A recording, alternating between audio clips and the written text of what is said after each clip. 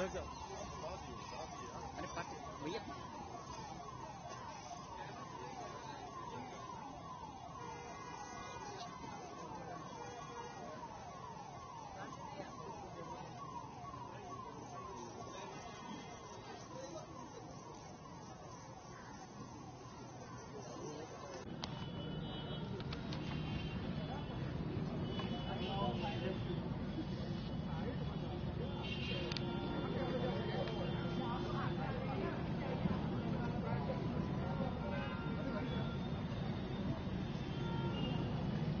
नेताजी सुभाष चंद्र बोस के पावन जयंती कार्यक्रम में आज यहां पर उपस्थित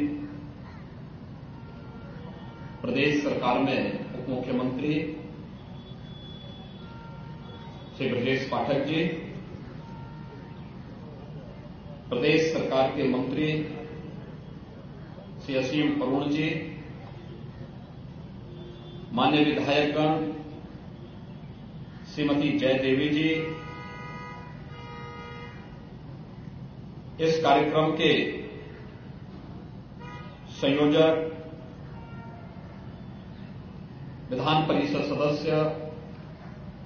श्री अवनीश कुमार सिंह जी, पूर्व विधायक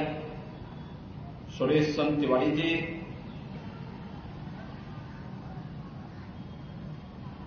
विद्यार्थी परिषद के संगठन मंत्री श्री घनश्याम शाही जी, आज के इस कार्यक्रम में उपस्थित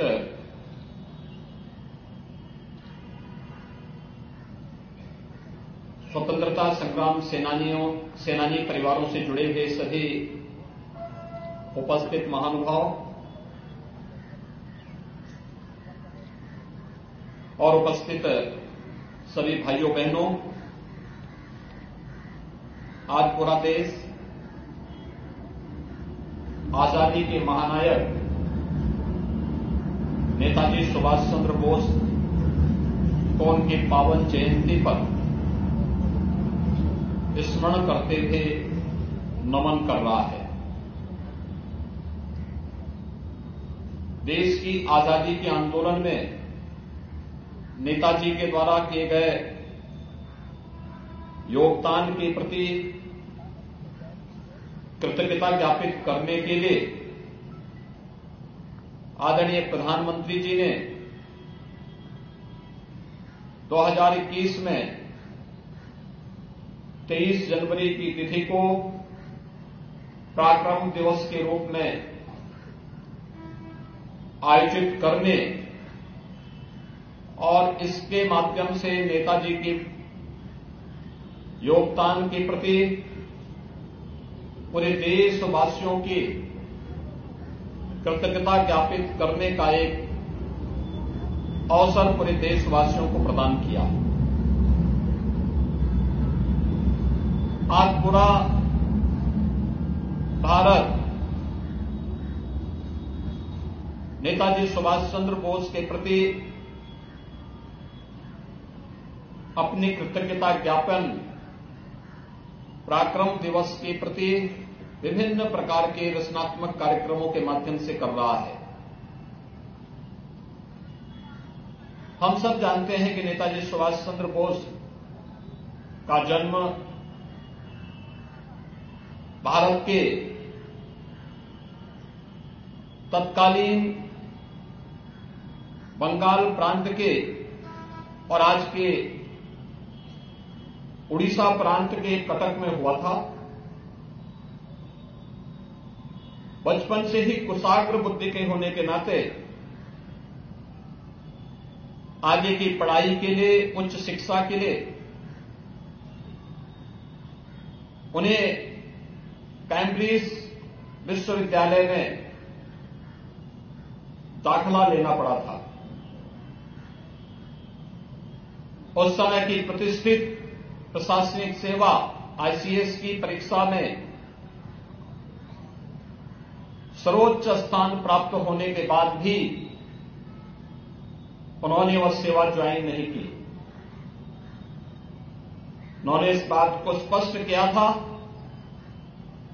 कि जो लोग हमारे देश को गुलाम बनाए हुए हैं, जिनके खिलाफ हमें लड़ाई लड़नी है, हम उनकी अधीनता स्वीकार करके किसी भी बड़े पद को ठुकरा सकते हैं। और उन्होंने आईसीएस की परीक्षा में उत्तीर्ण होने के बाद भी उसे छोड़ करके देश की आजादी के आंदोलन के साथ वे जुड़े थे। आजादी के आंदोलन के दौरान अनेक ऐसे अवसर आए थे जिन्होंने नेताजी सुभाष चंद्र बोस को, जिसके माध्यम से वह भारत की राजनीति में स्थापित हो सकते थे, लेकिन उससे इतर उन्होंने सदैव क्रांति का मार्ग चुना। देश के प्रत्येक नागरिक के मन में राष्ट्रभक्ति का भाव पैदा हो और हम सब अपनी राष्ट्रीयता के मार्ग का अनुसरण करते हुए नेशन फर्स्ट के इस भाव को सदैव अंगीकार कर सके, वह सदैव इस बात के पक्षधर थे। न केवल भारत के अंदर बल्कि दुनिया के अंदर अनेक देशों में रह करके, जर्मनी है, जापान है, सिंगापुर है, इन सभी देशों में, दुनिया के तमाम देशों में रह करके वहां के भारतवंशियों के साथ मिलकर के भारत की आजादी का अलग जगाते रहे। आजाद हिंद फौज नेताजी सुभाष चंद्र बोस की भारत की आजादी के लिए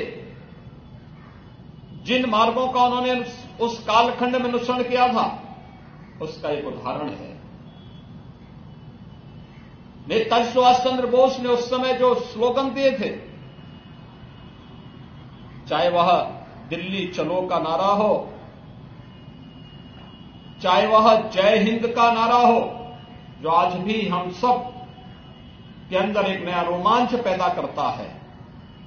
और चाहे इस देश के युवाओं के मन में इस भाव को पैदा करने के लिए कि देश की आजादी के लिए जो उन्होंने दिया था, जो भारत के प्रत्येक जवान पर वो नारा अक्सर सुनने को मिलता है कि तुम मुझे खून दो, मैं तुम्हें आजादी दूंगा, यह अपने आप में ही हर भारतवासी को रोमांचित कर देता है। यह अवसर हमारे लिए अत्यंत महान अवसर है, जब देश आजादी के अमृत महोत्सव वर्ष के भव्य आयोजन के बाद, हर घर तिरंगा के कार्यक्रम को सफलतापूर्वक आगे बढ़ाने के बाद अब आजादी के अमृत काल में प्रवेश कर चुका है। स्वाभाविक रूप से इस देश को दुनिया की सबसे बड़ी ताकत बनाने के लिए प्रधानमंत्री मोदी जी के नेतृत्व में जो कार्यक्रम चल रहे हैं, उन सभी कार्यक्रमों को हर भारतवासी अगर अपने कर्तव्यों का पालन करना प्रारंभ करेगा, स्वाभाविक रूप से नेताजी सुभाष चंद्र बोस जैसे भारत माता की अमर सपूतों और आजादी के महानायकों के वे सपने साकार होंगे, जिन्होंने देश भारत को दुनिया की एक बड़ी ताकत, एक स्वतंत्र भारत को दुनिया की एक बड़ी ताकत के रूप में स्थापित करने का देखा था। आज हम सब आजादी के इस महानायक को उनकी पावन जयंती के रूप में स्मरण कर रहे हैं। मैं इस अवसर पर देश की आजादी के लिए एक सुरक्षित और स्वावलंबी भारत बनाने का उनका जो सपना था, उस सपने के लिए आज भारत सकारात्मक दिशा में प्रधानमंत्री मोदी जी के नेतृत्व में आगे बढ़ा है। हमें पूरा विश्वास है कि हर भारतवासी नेताजी सुभाष चंद्र बोस के सपने को साकार करने के लिए अपने स्तर पर योगदान देगा। मैं इस अवसर पर प्रदेशवासियों की ओर से नेताजी सुभाष चंद्र बोस के द्वारा देश की आजादी के लिए किए गए योगदान के लिए कृतज्ञता ज्ञापित करते हुए कोटि कोटि नमन करता हूं। जय हिंद।